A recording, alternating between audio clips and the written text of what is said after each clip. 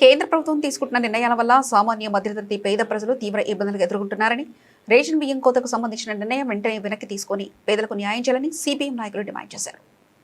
మార్కాపురం జిల్లా కేంద్రంలో court సెంటర్లోని CPM నాయకులు వివిధ ప్రజా సంఘాల ప్రతినిధులు రేషన్ కార్డు లబ్ధిదారులకు అందించే బియ్యం పరిణామాన్ని తగ్గిస్తున్నారని ఆరోపిస్తూ నిరసన కార్యక్రమం నిర్వహించారు.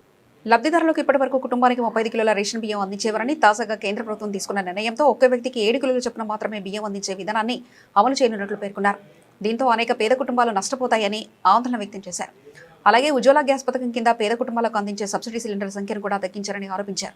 కార్పొరేట్ సంస్థలకు ప్రయోజనం చేకూరే విధంగా కేంద్ర ప్రభుత్వం వ్యవహరిస్తుందని విమర్శించారు. రేషన్ బియ్యం కోత నిర్ణయాన్ని వెంటనే ఉపసంహరించుకోవాలని, పేదల సంక్షేమానికి భంగం కలిగించే చర్యలు నిలిపివేయాలని వారు డిమాండ్ చేశారు. ఈ నిరసన కార్యక్రమంలో జిల్లా వ్యవసాయ కార్మిక సంఘం, కుల వివక్ష పోరాట సమితి, రైతు సంఘం తదితర ప్రజా సంఘాల నాయకులు పాల్గొన్నారు. వాస్తవానికి ఈరోజు కేంద్ర రాష్ట్ర ప్రభుత్వ చర్యలు ఎట్లా ఉన్నాయంటే కాకుల కొట్టి గద్దలకు పెట్టే విధంగా ఈరోజు ఉన్న పేదలకు ఉన్న అంతో ఇంతో ఉన్నటువంటి ప్రజా పంపిణీ వ్యవస్థను కూడా నిర్వీర్యం చేసి ఈరోజు ప్రజలకు పెట్టే చర్యలు ఇటువంటి చర్యలు మానుకోవాలని, ఉన్న ప్రజా పంపిణీ వ్యవస్థను పటిష్టం చేయాలని 16 రకాల వస్తువుల్ని సరఫరా చేయమని ఈరోజు ప్రజా సంఘాలు పెద్ద ఎత్తున కాల్ చేస్తుంటే ఉన్న వ్యవస్థను రద్దు చేయడం అంటే ఈరోజు చాలా దిక్కుమాల చర్య. కాబట్టి ఇటువంటి చర్యల్ని మానుకొని ప్రజా పంపిణీ వ్యవస్థలను పటిష్టం చేసి 16 రకాల వస్తువులు పంపిణీ చేయాలని, అట్లాగే రేషన్ కార్డులను పెంచాలని ఈరోజు ప్రజా సంఘాలుగా సిఐటి వ్యవసాయ కార్మిక సంఘం, అట్లాగే కేవీపీఎస్ రైతు సంఘం డిమాండ్ చేస్తున్నాయి. లేకుంటే ప్రజా సంఘాలందరిలో రానున్న కాలంలో పెద్ద ఎత్తున పోరాటానికి సిద్ధమవుతామని, ఇది ప్రజా ఉద్యమంగా మలుస్తుందని తెలియజేస్తూ ఈ యొక్క కార్యక్రమంలో పాల్గొనడం. కేంద్ర ప్రభుత్వం నిన్నటి రోజున ఒక కొత్త నిర్ణయాన్ని చేసింది. అంత్యోదయ అన్న యోజన కార్డులు ఏఏవై కార్డులకి ఇప్పటి వరకు కుటుంబానికి 35 కేజీలు బియ్యం ఇచ్చేటువంటి దాన్ని మనిషికి 7 కేజీల చొప్పున కుదించే విధంగా ప్రభుత్వం నిర్ణయం తీసుకుంది. అంటే ఒక కుటుంబంలో ఇప్పటి వరకు ఒకరున్నా, ఇద్దరున్నా, ముగ్గురున్నా 35 కేజీల వరకు బియ్యం ఇచ్చేవాళ్ళు ఇప్పుడు ఒకరుంటే 7 కేజీలు మాత్రమే, ఇద్దరుగానుంటే 14 కేజీలు మాత్రమే ఇచ్చే విధంగా ప్రభుత్వం నిర్ణయం తీసుకుంది.